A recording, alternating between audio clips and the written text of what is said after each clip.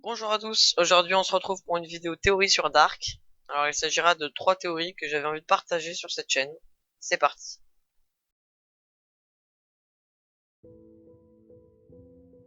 Le mari de Agnès. Lors de la saison 1, Agnès débarque à Winden, dans la ville des Tiedemann. Elle fait souvent référence à son époux décédé.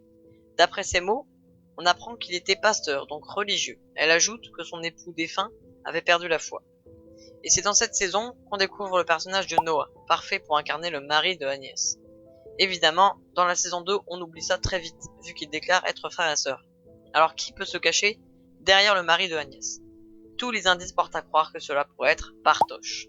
Oui, Bartosz. Pourquoi? Je m'explique. Déjà pour commencer, Bartosz plus vieux, c'est lui. C'est l'homme avec qui Noah construisait le tunnel dans les grottes en 1921. Il est donc un des fondateurs de Sigmundus, et c'est là-bas qu'il aurait pu potentiellement rencontrer Agnès, elle aussi membre de Sigmundus. Puis, toujours dans la première scène de la saison 2, dans son dialogue avec Noah, on comprend que celui-ci a perdu la foi.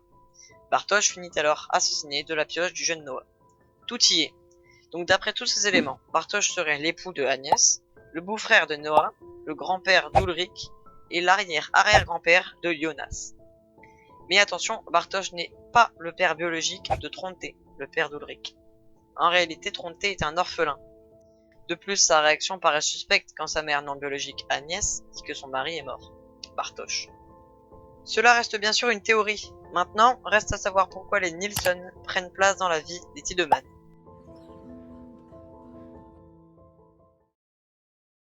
Le destin de Anna. Pour ceux ayant oublié ce détail, à la fin de la saison 2, Anna est là. Elle se trouve en 1953 et semble vouloir y rester. Anna est pour moi un des personnages les plus intéressants de la série. Tout d'abord, elle est mère de Jonas, rôle principal qui deviendra Adam, celui qui semble tout savoir et tout contrôler. Elle est aussi l'épouse de Michael, alias Michael, l'enfant disparu. Donc, pour Anna, j'ai retenu 2 théories, dont une qui m'appartient et une autre trouvée sur internet. Voici la mienne. Je pense que, vu les faibles raisons de continuer dans le présent, 2020, Anna va rester dans le passé très longtemps et va jouer un rôle majeur. En fin de saison, on voit l'intérêt de celle-ci à rester dans le passé, en 1953. Le jeu de regard avec Egon laisse imaginer une possible histoire d'amour. Cela est envisageable vu qu'Egon sait que sa femme le trompe et qu'à cette époque, il a l'air de chercher un peu ailleurs. De plus, si tel était le cas, alors Claudia tiendrait bien de ses parents vu qu'elle aussi a un certain goût pour les adultères. Mais essayons d'aller plus loin. Je rappelle que un des collègues et amis proches de Egon est Daniel Canwall. Et si par tout hasard la relation entre Anna et Egon ne fonctionnait pas, pourquoi Anna ne changerait pas? Après tout, elle l'a déjà fait plein de fois. Bref, cette théorie m'est venue à l'esprit lorsque j'ai vu la ressemblance frappante entre Anna et Inès, la fille de Daniel et la mère adoptive de Michael. Pour moi, Anna va devenir la femme de Daniel et deviendra la mère ou belle-mère de Inès. Il est même possible qu'elle intervienne pour conserver le cours des événements en tuant l'enfant biologique de Inès, pour qu'elle adopte Michael. Cette théorie peut paraître un peu folle, et c'est le but, mais attendez de voir la suivante.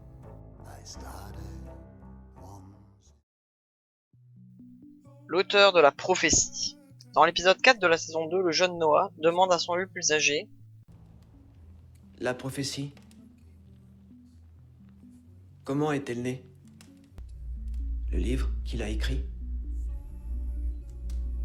ce à quoi Noah âgé lui répond Tout ce que je peux dire, c'est que l'auteur de ce livre a manifestement déjà vu le passé et le futur. Cette scène est très intéressante. Elle est même cruciale pour remarquer que Noah n'est qu'un simple pion lui aussi. Bref, on sent que Noah âgé n'a pas l'air de savoir, ou il sait, mais il ne veut pas le divulguer. Vient maintenant la théorie dans laquelle l'identité de l'auteur nous est révélée. Lorsque Noah jeune pose cette question, il se tient devant un tableau qui est symétrique, en partie. Ce tableau nous est familier, on le retrouve plusieurs fois dans la saison 2. Donc, ce tableau est symétrique, tout comme le nom de Anna. Ouais, bon, je sais, c'est pas très convaincant. Mettre Anna dans le rôle du personnage qui sait tout, qui serait l'auteur du livre, c'est compliqué à entendre. Je rappelle que c'est une théorie, donc à prendre avec prudence. Mais ce dont je suis sûr, c'est que Anna va se révéler être une génitrice des 4 familles principales. En arrivant dans le passé, elle va pouvoir intervenir dans beaucoup de situations. C'est une architecte du temps.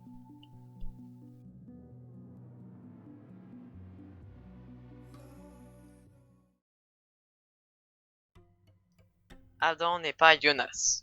Ok, pour cette théorie, il vaut mieux y aller doucement. Et si je vous disais que Adam n'est peut-être pas Jonas? Lors de la saison 2, à partir de l'épisode 4, nous sommes tous sûrs et certains qu'Adam est la version très âgée de Jonas. Mais en réalité, qu'est-ce qui nous le prouve? Ça marque au coup? Oui, c'est vrai, pas faux. Mais est-il le seul personnage qui possède une telle trace? Si on cherche un peu, c'est là qu'on trouve Michael, alias Michael, le père de Jonas. Et là vous allez me dire, mais non, c'est impossible, Michael est mort dans le grenier pendu par une corde. Je sais, mais et s'il n'était pas vraiment mort?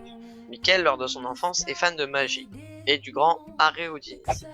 Le célèbre Harry Houdini, connu pour ses tours spectaculaires d'évasion en tout genre, de pièges, trappes, etc.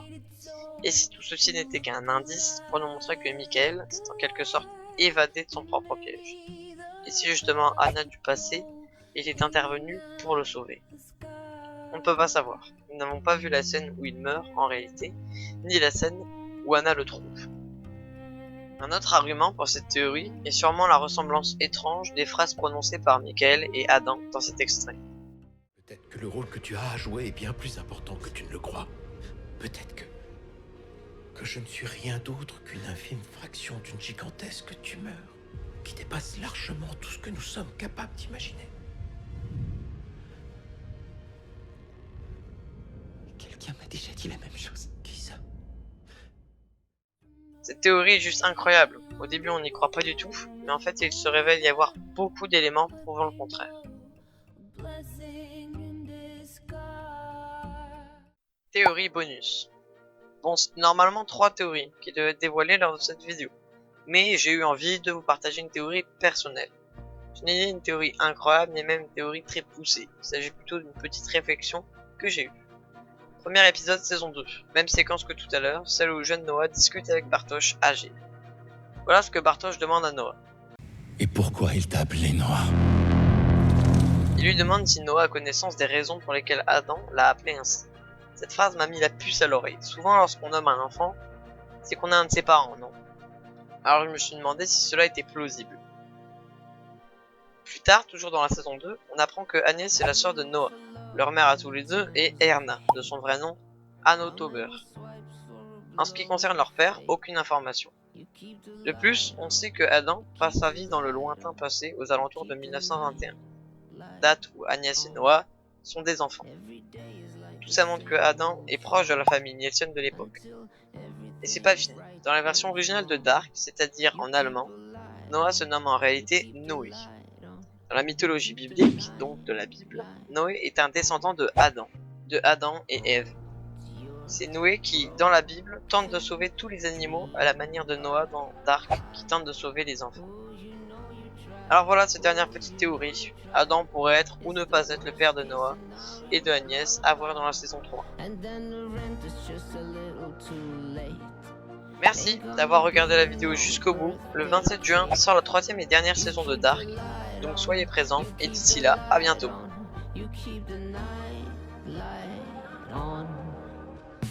Hold your broken dream up high.